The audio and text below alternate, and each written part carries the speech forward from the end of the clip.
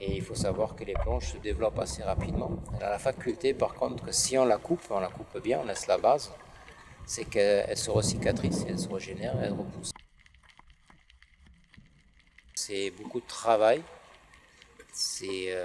et un peu d'observation parce qu'il faut choisir la bonne parce qu'il y en a plusieurs d'espèces qui ne sont absolument pas commerciables. Donc il faut vraiment savoir laquelle il faut prendre. Après, une fois qu'on descend, en général, on les trouve accrochés soit sous les voûtes, soit sur les flancs.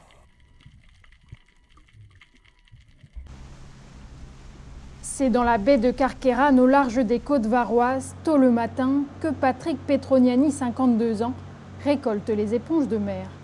Il est le plus ancien et l'un des derniers pêcheurs en Méditerranée. Ici, il y a pas mal d'éponges ici.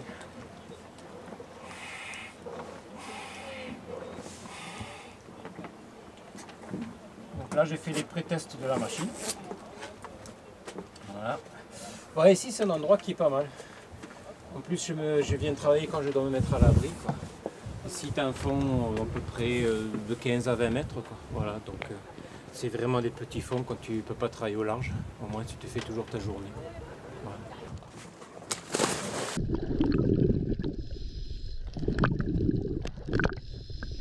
Muni d'un couteau, il écume les bas-fonds marins pour aller couper les éponges qu'il met dans un filet. Ce sont des animaux marins qui se nourrissent essentiellement de plancton. Il en existe 6 types différents en mer Méditerranée, pêchés jusqu'à 80 mètres de profondeur. Plongeur scaphandrier de formation, Patrick pêche depuis plus de 30 ans. En 2007, il découvre l'éponge de mer et se spécialise, une activité soumise à autorisation préfectorale. À ce jour, ils ne sont que 2 à l'avoir obtenue. La mer et la pêche, c'est une passion. L'éponge, c'est devenu une passion plus tard qu'après le corail. Quoi. Ouais. Je fais pendant des années le corail, je le fais toujours, mais j'ai découvert en fait l'éponge par passion. On me l'a montré. Et donc du coup, ça m'a vraiment pris. Et j'ai essayé de travailler dessus, de développer de plus en plus et trouver les astuces, comment la rendre commerciable et surtout essayer aussi de trouver des marchés pour pouvoir la vendre. Quoi. Une fois remontées à la surface, les éponges gorgées d'eau doivent être tout de suite nettoyées de leurs impuretés, une étape importante. On enlève le gros, les cailloux.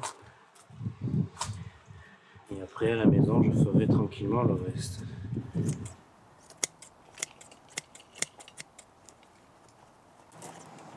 Hop. Voilà, là, tu vois, elle commence à avoir un peu de forme. Tu vois, c'est plus pareil, tac. Hop. Et ça, par contre, ça, c'est un truc qui me plaît. J'adore, moi, faire ça. En fait, c'est reposant, en fait. Bon, par contre, voilà, tu vois, là, un défaut. Voilà. Donc ça, tu peux pas... Donc, à la limite, bon, t'en feras une petite pour le démaquillage. L'éponge de mer est une espèce protégée.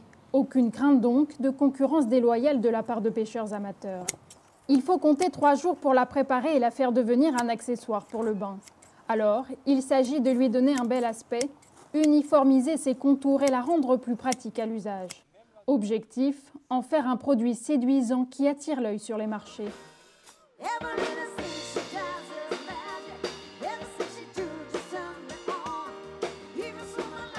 Et ça, par contre, c'est notre espèce, d'accord? Ça, c'est une espèce... Ça fait quoi, ça gratte plus?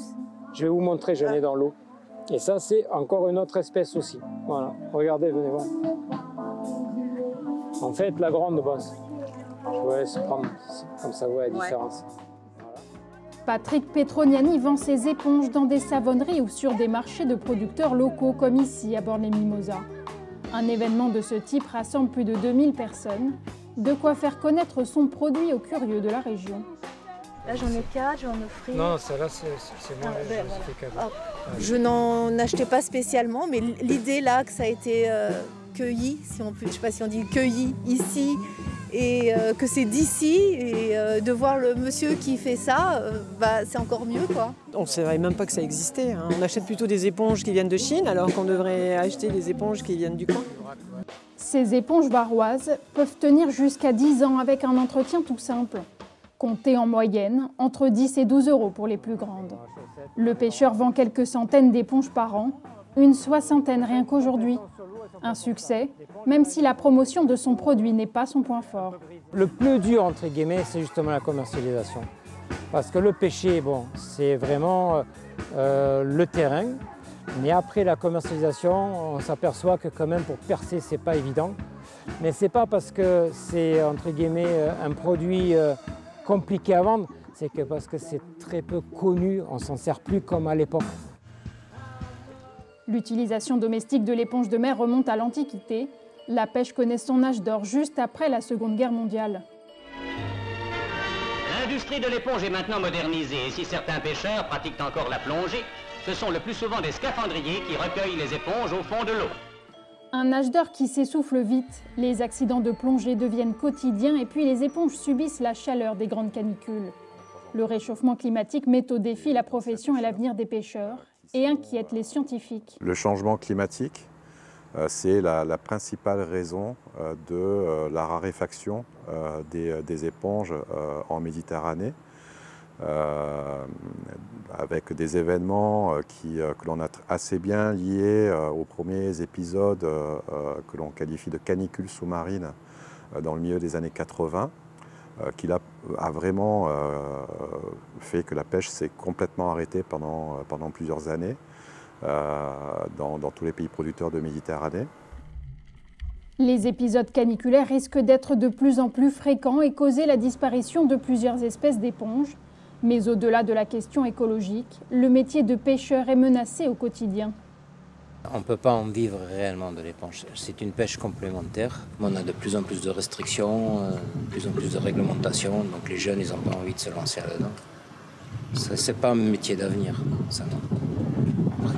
Ça, malheureusement, on ne pourra pas le dire. Je ne pense pas qu'il y aura de relève, ça m'étonnerait. Ou très peu. Actuellement, dans le bassin méditerranéen, seules la Tunisie, la Grèce et la Croatie tirent leur épingle du jeu, grâce à une production allant jusqu'à 4 tonnes d'éponges par an, incomparable avec la France. Si Patrick Petroniani n'arrivera jamais à atteindre de tels tonnages, il est toutefois le fier représentant des derniers pêcheurs français de Méditerranée.